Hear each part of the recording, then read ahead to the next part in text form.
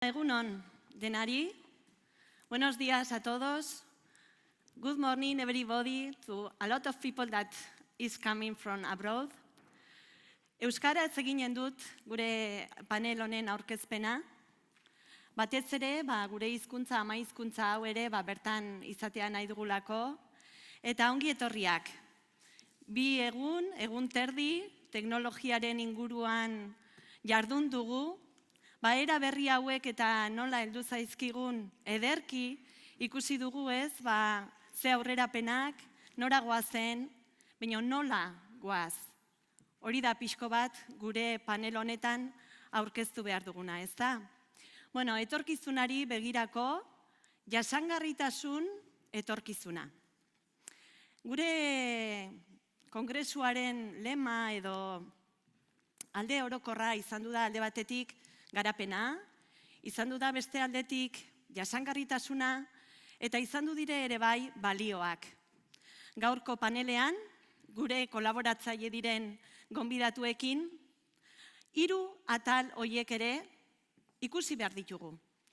Teknikan, lanbide heziketako sailburuzatik erronka berri bat daukagu, gure lanbide heziketa, Euskal Herriko lanbide heziketa koloreztatu nahi dugu, kolore desberdinakin, arlo desberdinakin, eta proiektu multidisciplinarrak gure artean eginez, sortzen eta eraikiz.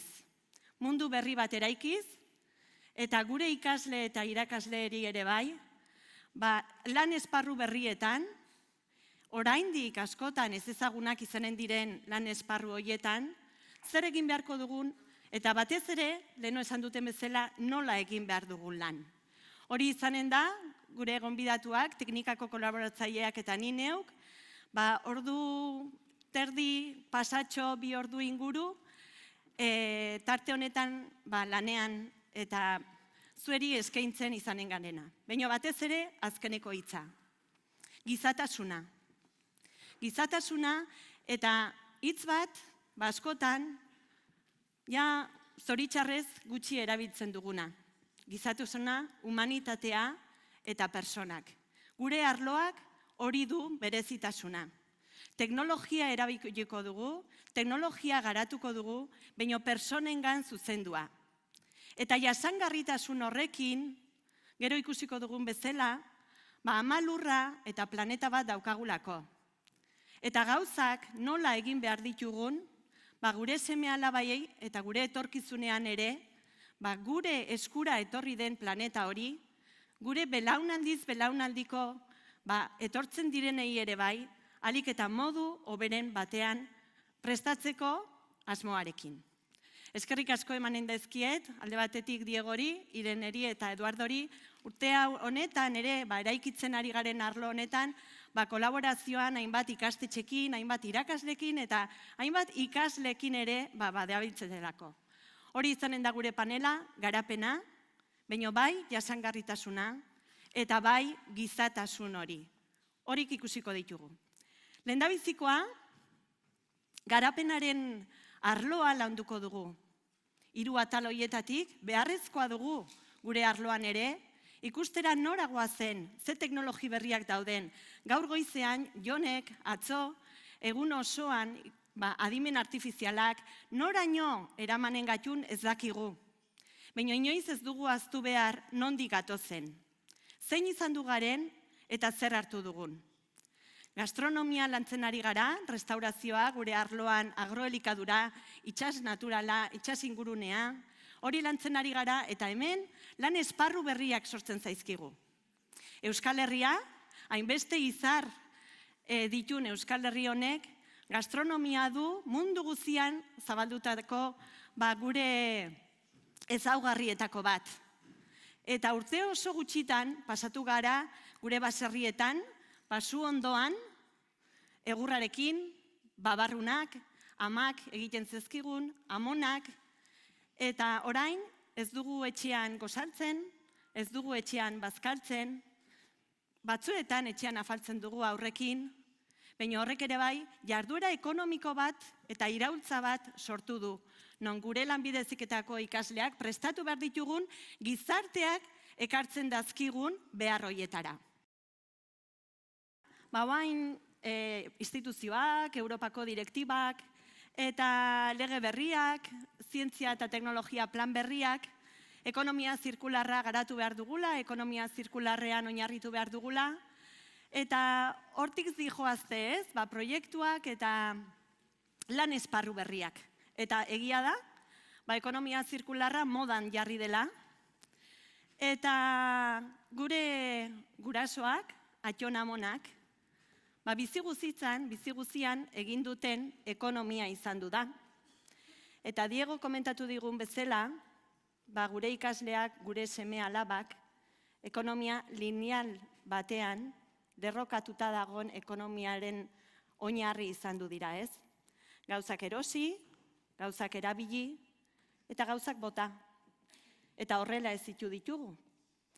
Eta leheno esan dudaten bezala, ze garrantzia handia daukan, jakitea nondik etorri garen, eta behar horrek zenbat aktibidade, zenbat ekoizpen, zenbat industria berri garatu dituen Euskal Herrian, eta batez ere naturak eman digun rekurso edo baliabide hoietan oinarrituz.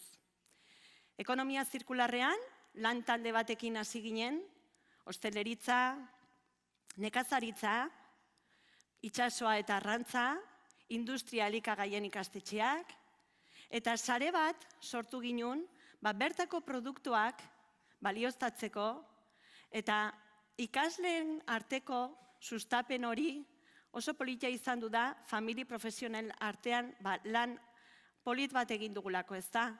Sukaldeko ikasleak sartu ditugu baratzetan, nola ekoizten diren, produktu berriak garatu, eta beraiek izan du diren nekazaritza eskolak, hosteleritza eskolak, industria elikagaien eskolak, famili profesional horiek, referente gisa hartuko ditugunak, batez ere, gero ekonomia zirkularra honen jarduerak eta proiektuak arlo industrialera ere bideratzeko. Plataforma bat sortu dugu, lanbide heziketan, ekonomia zirkularren oinarritutako plataforma bat. Eta hor, proiektu amankomunak eginen ditugu, famili profesional guztiak hartuta. Ze etorkizunari begira, eta oain ikusiko dugun bezala, lurrak ematen da ezkigun errekursoak finituak dira. Eta askotan, botatzen ditugun gauzak, ongarri bezala izan ditezke edo materia prima bezala erabiltzen alditugu beste prozesuetan. Eta gure ikaslei, proiektuak eginez, azaltzen ari zaizkigu hainbat eta hainbat ekonomia zirkular horretan oinarritutako ezagutzak. Eta proiektuak egiten ikasten dute. Horretan saiatu gara, lehengo urtean hasita, eta datorren urteari begira, plataforma horretan, hainbat eta hainbat ikastetxe, hainbat eta hainbat famili profesional desberdin, plataforma bat sortuz, proiektu multidisciplinarrak eginez, ekonomia zirkularra ere, landuko dugu gure arlo berri honetan. Eta guain, gure arloan, biozientzia eta jasangarritasunen arloan, beste lan esparru bat jorratzen ari gara, eta batez ere, leheno komentatu dugun bezala, ez? Garapen horrek, teknologiak, ze ekarpen izanen duen personengan, eta batez ere gure zartzaroan. Orain, Eduardo Bikontekeko ikertzaile eta teknikariak azalduko digu, beste erronka handi bat, ez? Ikusi dugu teknologia, gastronomian, zera berria dakarkigun, ikusi dugu jasangarritasunaren arloan ere ekonomia zirkularra oinarria bezala hartuta, zenbat proiektu eta aktibidade ekonomikoak sortu ditezken, eta honako hau errealitate bat da. Eduardo komentatuko dazkigu datu batzuk, hemen Gipuzkoan, Euskal Herrian, zen olako populazioa daukagun, eta populazio horrek ditun beharreri teknologiak nola hobetu dezaken personen bizia proiektu desberdinetan. Hori saiatzen ari gara gure arloan. Batez ere, famili profesional oso teknologikoak edo industrialak direnak, alde soziala jorratzen duten, gizarte, zerbitzu kulturalak eta hainbat ikastetxeetan, askotan kajoietan gelditzen diren proiektuak biztaratu eta elkarlanean jarri. Teknologia pertsonen bizia hobetzeko, zahartzaroan behar bereziak dituzten pertsonentzako, nola teknologiak hobetu dezakeen bere bizia, eta nola pertsona bat momentu batean hobekigo sentitzen alden, eta parramurrutxe bat edo beste begirada bat ematen aldigun. Aurten, esperientzi polita bat izan dugu, hemen Donostin, Gipuzkoako ikastetxe desberdinekin, FP solidario bat jarri dugu martxan, eta belaunaldiz belaunaldiko jardunaldi batzuk antolatuko ditugu. Gure jende adinduak eta gure gazteak amankomunean dituzten gai berdinetan. Lehendabiziko jardunaldia bakarda ederen inguruan izan du da. Jardunaldi horretan jende adindua etorri zen, behar bereziak dituzten pertsonak etorri ziren, eta gure lanbide heziketako ikastetxe desberdinetako ikasleak ere mahai baten inguruan pertsona hoiekin hizketan eta gai amankomun hoietan nola sentitzen ziren, nola bilusten ziren ere bai, ze onura zituzten, ze ekarpen, baina ez bakarrik gure gazteak jende adinduarekin baizik eta jende adinuak gazteekin ere bai. Oso jardunaldi polita, unkigarria izan zen, baditugulako gaiak amankomunean, teknologia, bakardadea, hainbat eta hainbat gai elkarren artean landu behar ditugunak eta elkarren artean bide bat jorratu behar duguna. Hortxe ditugu, leheno atzo komentatu ziren helburu orokor horiek, eta hor, eskuineko aldean mundu bat ikusten duzue, ezta? Atzo komentatzen zigun Banesak, 57 herrialde desberdinetatik, etorri garela lanbide heziketako nazioarteko kongresu honetara. Euskal Herriakin 58 izanen dira, ezta? Bueno, eta helburu amankomun batekin. Hemen bildu garen pertsonak, atzo Jorgek aipatzen zigun ere, pentsatu, sentitu, egiten dugu, eta formakuntzan. Hori da gure oinarria, hori da gure sustraia. Heziketa, formakuntza, egun hauetan ikusi ditugun hainbat eta hainbat teknologi berri, era berri, ze moduetan eta nola leheno aipatzen nun bezala erabili behar ditugun, gure eskuan dago.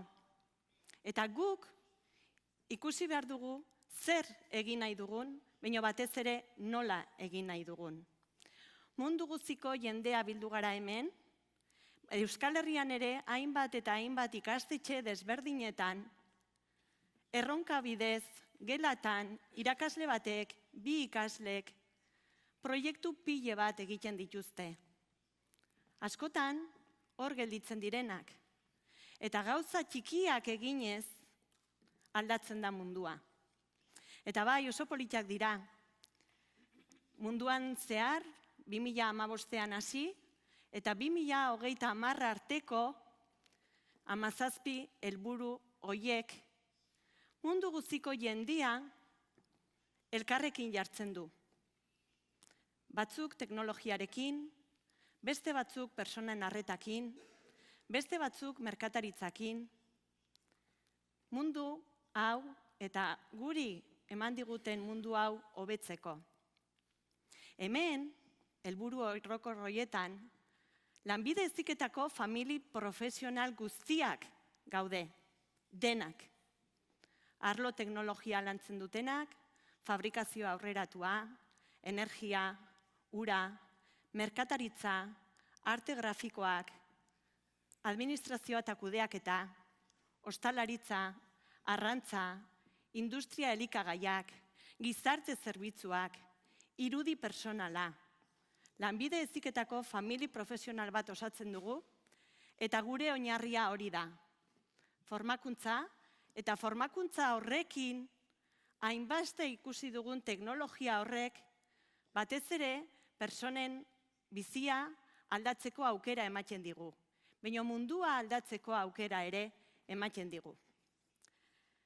Arloaren aurkezpena hasi dut hitz batekin. humanitatea, gizatasuna, eta gutxi erabiltzen dugun humiltasun hitza. Humiltasun osoz bukatu nahi nuke gaurko panel hau. Nire arloan gurekin lan egiten duten hainbesteko irakasle, ikasle eta ikastetxeri eskerrak emanez, gure artean bideo txiki bat prestatu dugu, zuentzako, espero dut gustokoa izatea eta eskerrik asko.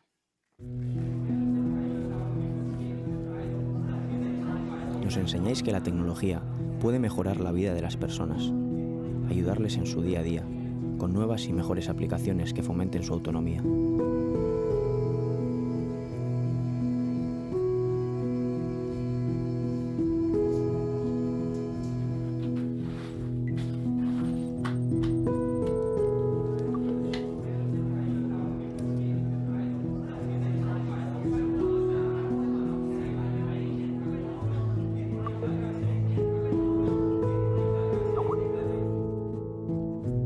Nos enseñáis que la tecnología nos une y nos acerca a aquellos que más queremos.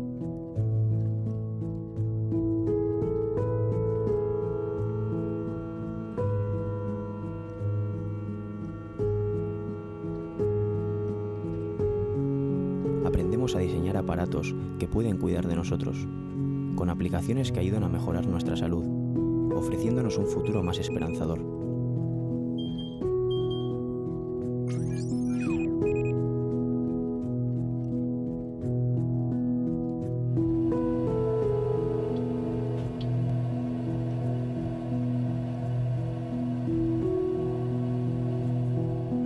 Hemos aprendido que la tecnología sirve para muchas cosas, incluso que nos acerca a aquellos que ya no están.